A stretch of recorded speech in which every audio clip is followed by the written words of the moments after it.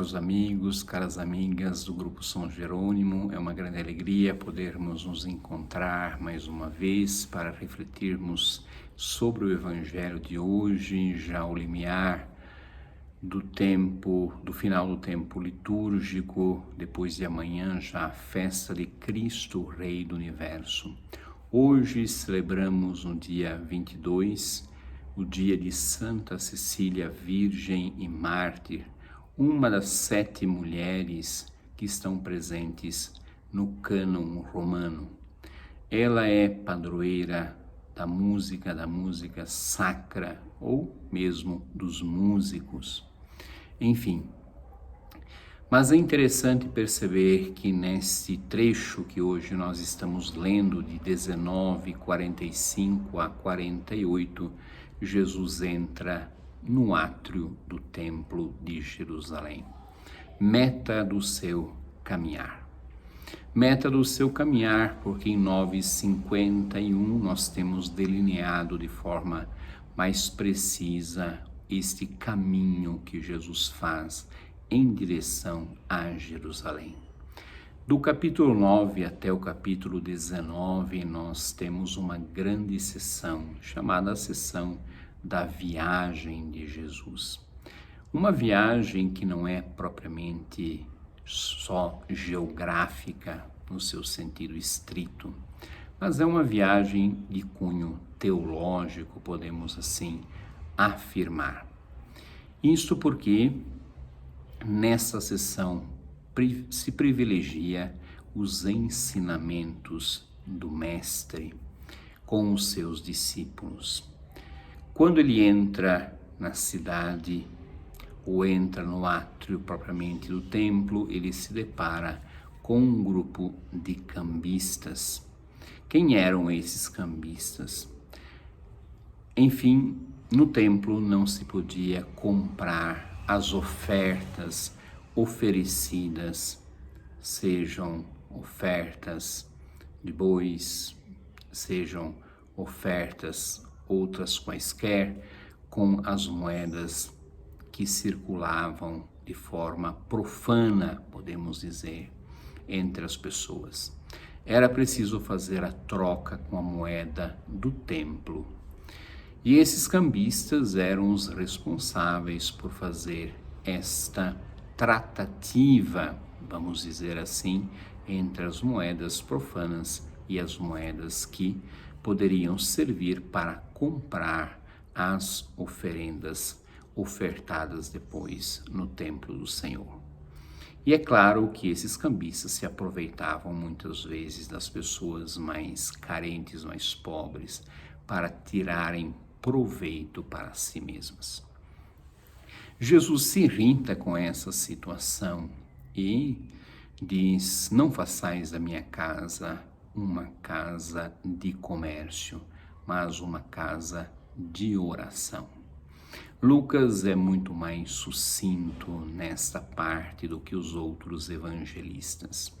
Ele retira os pormenores de Marcos e de Mateus, quando com Marcos e Mateus, que Jesus derruba as mesas dos cambistas. Isso não acontece em Lucas, até porque para Lucas o templo ele ocupa um lugar importante para uma instituição importante para Jerusalém, para a comunidade de Israel, para o povo eleito.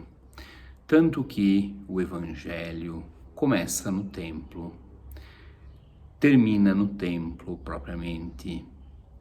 Atos dos Apóstolos, as primeiras comunidades se reúnem no templo, se lembramos, Pedro e João que vão ao templo orar e encontram aquele moço aleijado, ou seja, que tinha uma deficiência, e pedia esmolas, e Pedro diz: ouro e prata não tenho, mas o que eu tenho eu te dou, em nome de Jesus, levanta-te e anda.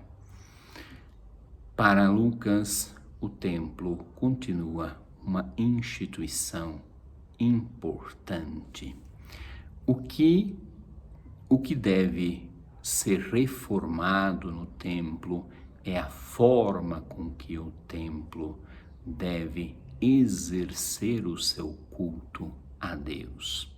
Não através do comércio, não através da exploração, mas através de um autêntico serviço a Deus e ao povo mais carente, mais pobre, os privilegiados do próprio reino do Senhor. Muito bem, é claro que nós sabemos que depois o grande templo pelo qual nós cristãos temos não será mais o templo de pedra, tanto que o templo será destruído. O grande templo será o próprio Senhor, o seu próprio corpo, e do qual nós também fazemos parte. Em muitos momentos, as cartas apostólicas utilizarão da imagem, do edifício, de Deus, do corpo de Cristo, ou seja, de que nós somos membros desse corpo e Cristo é a cabeça, ou então do edifício espiritual, do qual nós somos membros ou somos pedras vivas desta grande construção que é o próprio Cristo Jesus. Mas isso não retira para Lucas a função do templo de Jerusalém e também não retira a função dos nossos templos, ou seja, dos nossos lugares de oração, dos quais nós reservamos para tal. O que Lucas quer transmitir é que esses locais não podem ser locais de comércio, não podem ser locais de um culto vazio, mas de um culto autêntico, de um culto de uma verdadeira oração que nasce do coração e que depois se traduz também em obras, se traduz em obras para o próximo. Que nós possamos, na nossa caminhada, ao final desse nosso ano litúrgico, já fazendo um resumo ou então um apanhado de todo o nosso ano, perceber como que de fato nós, participantes da liturgia da nossa igreja, o fizemos de fato um culto que agrada a Deus, ou seja, um culto verdadeiramente autêntico ou não. Ou se traduzimos a liturgia que nós celebramos em gestos de caridade e de amor ao próximo. Caros irmãos, caras irmãs, nos preparemos de coração para finalizar esse grande ciclo do ano litúrgico, para iniciarmos então o novo ano litúrgico, depois com o advento do Senhor.